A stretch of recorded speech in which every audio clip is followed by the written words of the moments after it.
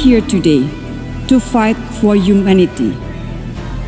I'm here today to fight for justice for the Palestinian people.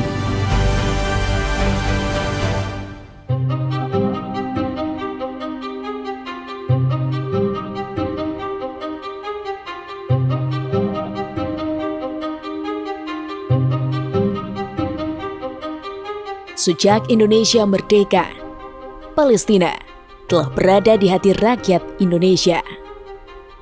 Dukungan Indonesia terhadap perjuangan rakyat Palestina dalam meraih kemerdekaannya merupakan bagian integral dan kebijakan luar negeri pemerintah Indonesia sejak dulu dan tidak pernah berubah. Indonesia adalah salah satu negara yang secara resmi mengakui kemerdekaannya jauh sebelum resolusi PBB mengakui Palestina sebagai negara merdeka, yakni pada 1947. Tidak hanya politik, dukungan yang diberikan pemerintah Indonesia juga terlibat aktif dalam program kemanusiaan dan berbagai program pembangunan sosial seperti sekolah hingga rumah sakit di Palestina. Hubungan Palestina dan Indonesia adalah simbol solidaritas kemanusiaan serta persahabatan yang mendalam. Tujuannya tidak lain adalah untuk memperjuangkan kemerdekaan Palestina dan bersama-sama membangun masa depan perdamaian.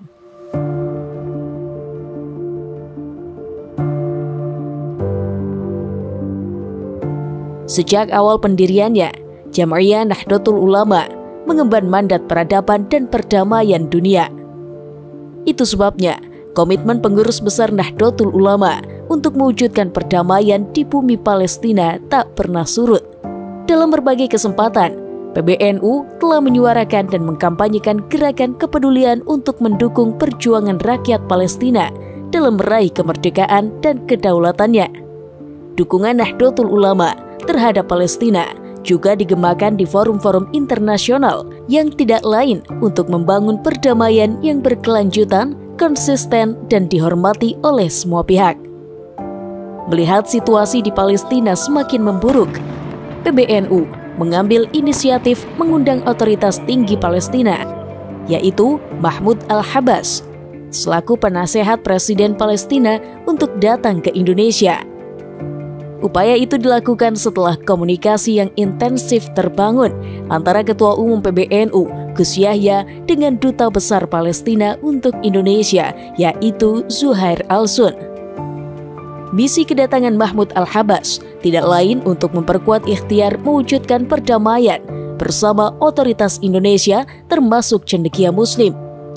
Tak terkecuali untuk menjelaskan kondisi Palestina secara objektif, faktual, dan terang benderang kepada halayak luas maupun sejumlah perwakilan negara-negara Muslim di Indonesia. الشعب الإندونيسي يقف معنا موقفا مشرفا ونحن لمسنا هذا، وربما تكون أهم نتيجة من هذه الزيارة ومن غيرها من الزيارات هي تعزيز الروابط والعلاقات بين إندونيسيا وفلسطين. إندونيسيا هي أكبر بلد إسلامي، وهي بالتالي تمثل قوة مهمة للأمة الإسلامية وقوة مهمة أيضا لدعم الشعب الفلسطيني.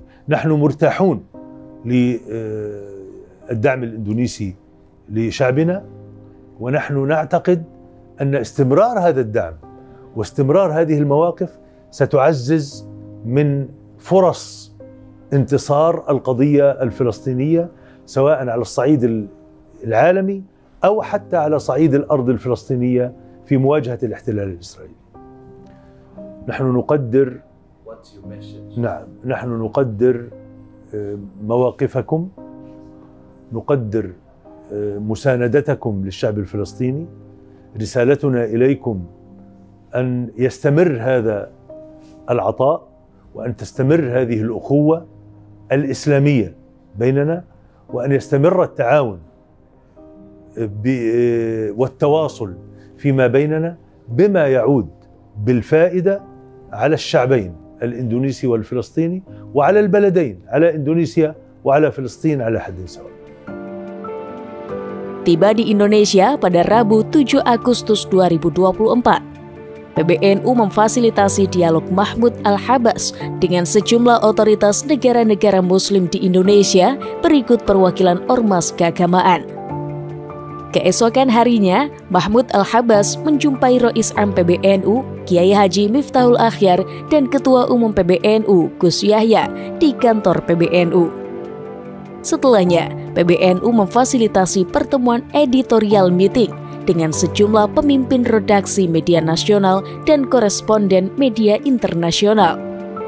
Lawatan Mahmud berikutnya menemui Menteri Luar Negeri Retno Marsudi yang dilanjutkan dengan khutbah Jumat di Masjid Raya Hasyim Asy'ari, Jakarta Barat. Setelahnya, Mahmud memberikan kuliah umum di Universitas Nahdlatul Ulama atau Unusya Jakarta yang diakhiri dengan pengajian umum di Pesantren Darur Rahman Jakarta. Rihlah Mahmud di Indonesia juga sempat menemui pimpinan MPR Bambang Susatyo dan Ketua Umum Dewan Masjid Indonesia atau DMI Yusuf Kala. Mahmud mengapresiasi prakarsa PBNU, kalangan Muslim hingga otoritas di Indonesia yang memberikan dukungan luar biasa terhadap perjuangan rakyat Palestina, di mana dukungan itu telah menguatkan moral rakyat Palestina di tengah tekanan militer Israel. Dalam pandangan Mahmud, Nahdlatul Ulama mempunyai andil, pengaruh, dan peran strategis dalam menggalang dukungan lebih luas termasuk menetralisir informasi yang berkembang di Palestina. نحن تشرفنا بوجودنا في إندونيسيا بدعوة من جمعية نهضة العلماء لإجراء لقاءات ومباحثات مع الجهات المختلفة في جمهورية إندونيسيا التي تربطنا بها علاقات جيدة أخوية قديمة. كان لنا لقاء مع رئاسة جمعية نهضة العلماء وإدارتها، وكان لنا لقاء مع وزيرة الخارجية ومع رئيس البرلمان وكذلك مع رئيس هيئة المساجد في إندونيسيا. الهدف من كل هذا هو تعزيز العلاقات والتواصل المستمر بين فلسطين وإندونيسيا وتنسيق المواقف وترتيب التعاون في المجالات المختلفة وبما يضمن استمرار الدعم الإندونيسي والمواقف الإندونيسية المساندة للقضية الفلسطينية. نحن نعرف أن الشعب الإندونيسي شعب متعاطف جدا مع فلسطين ويؤيد الحقوق المشروعة للشعب الفلسطيني، وبالذات في هذه الأيام الصعبة التي تمر بها فلسطين في ظل تصاعد العدوان الإسرائيلي. جمعية نهضة العلماء جمعية مهمة وجماعة مهمة، وهي تمثل أغلبية في إندونيسيا، ومواقفها تمثل دعما كبيرا للشعب الفلسطيني. كذلك يمكن لجمعية نهضة العلماء أن تساهم من خلال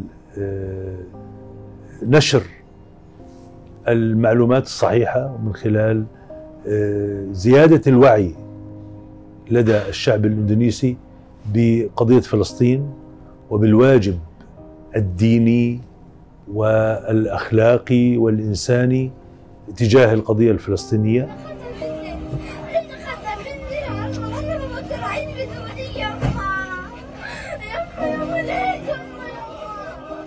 نحن نأمل أن تنتهي هذه الأزمة التي نعيشها الآن، وأن تفرح فلسطين بالحرية والاستقلال، وأن يتعزز التعاون في مجال الفكر والثقافة وفي مجال التعليم والسياحة الدينية.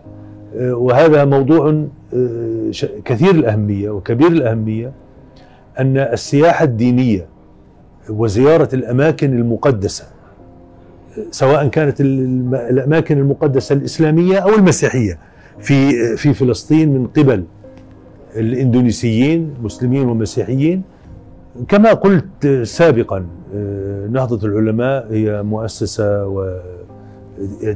يعني ائتلاف مهم وواسع الانتشار وواسع التأثير، يتلخص العمل معها في الجانب الثقافي والجانب الدعوي والديني، وكذلك في الجانب الشعبي المتعلق بتقديم الدعم المادي والمعنوي للقضية الفلسطينية.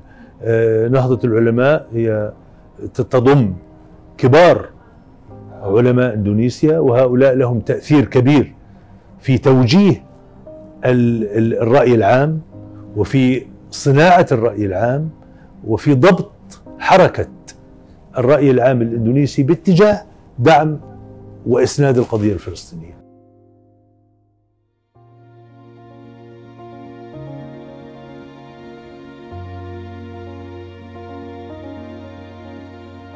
Mahmud Al-Habbas adalah seorang diplomat terkemuka Palestina. Jauh sebelum menjadi penasehat presiden, Mahmud memainkan peran penting dalam diplomasi internasional untuk perjuangan rakyat Palestina. Mahmud lahir pada 5 September 1963 di Palestina. Ia sempat mengenyam pendidikan tinggi di bidang hukum dan hubungan internasional yang membentuk karirnya di panggung diplomasi dunia. Mahmud telah mewakili Palestina di berbagai forum-forum internasional, termasuk di sidang umum PBB, di mana tuntutan dan mengkampanyekan aspirasi rakyat Palestina terus digemakan. Sebagai penasehat presiden, Mahmud menjadi tokoh kunci yang merumuskan kebijakan luar negeri Palestina. Kepiawaiannya dalam berdiplomasi membuka harapan dan peluang dalam membangun aliansi strategis lebih luas dengan sejumlah negara termasuk komunitas internasional. Harapannya tidak lain untuk mencari solusi perdamaian yang adil, bermartabat, dan memastikan masa depan yang lebih baik terwujud di bumi Palestina. Ia menekankan bahwa Yerusalem merupakan kota suci yang tidak hanya penting bagi kaum mukmin, tetapi juga semua agama Ibrahimiyah. Mahmud juga menegaskan bahwa pihaknya tidak ada masalah dengan Yahudi. Dan konflik Palestina dengan Israel bukan dipicu oleh persoalan agama. Akan tetapi, bila agresi militer Israel menyasar banyak situs suci di Yerusalem, maka akan membuka potensi perang atas nama agama, serta akan memicu pertempuran militer lebih luas yang tidak pernah terbayangkan. Menurutnya, perdamaian akan terwujud bila Israel dan semua pihak yang membelanya memberikan kedaulatan dan hak-hak Palestina untuk menjadi negara merdeka. القدس هي مدينة فلسطينية في المقام الأول، هي عاصمة دولة فلسطين، ولا يمكن أن يكون هناك حل سياسي أو سلام إلا إذا كانت القدس حرة وضمن الدولة الفلسطينية، وهي مدينة مقدسة لجميع المؤمنين. نحن نريد أن تكون هذه المدينة الفلسطينية مدينة مفتوحة لكل المؤمنين لزيارتها وأداء العبادات فيها بدون قيود، بدون احتلال، بدون مشاكل. نحن نعتقد أن الدين يمكن أن يكون عاملا مهما ومساعدا في تحقيق السلام. الدين جزء من الحل وليس جزء من المشكلة، ولكن محاولات البعض استخدام الدين وتطويع الدين للأهداف السياسية هو الذي يخلق المشكلة. الدين دين سلام، كل الأديان تدعو إلى السلام، كل الأديان تدعو إلى التعايش، لكن الذين يمارسون القتل والعنف والإرهاب والعدوان والاحتلال لا علاقة لهم إطلاقا بالدين، ولذلك تقع مسؤولية حمايتها ليس فقط على عاتق الفلسطينيين وإنما على عاتق كل المسلمين. الشعب الفلسطيني يحتاج إلى وقفة من الأمة الإسلامية كلها. Kita tidak akan melakukan engagement, tidak melakukan hubungan apapun dengan pihak manapun terkait Israel dan Palestina ini, kecuali kecuali untuk tujuan membantu rakyat Palestina.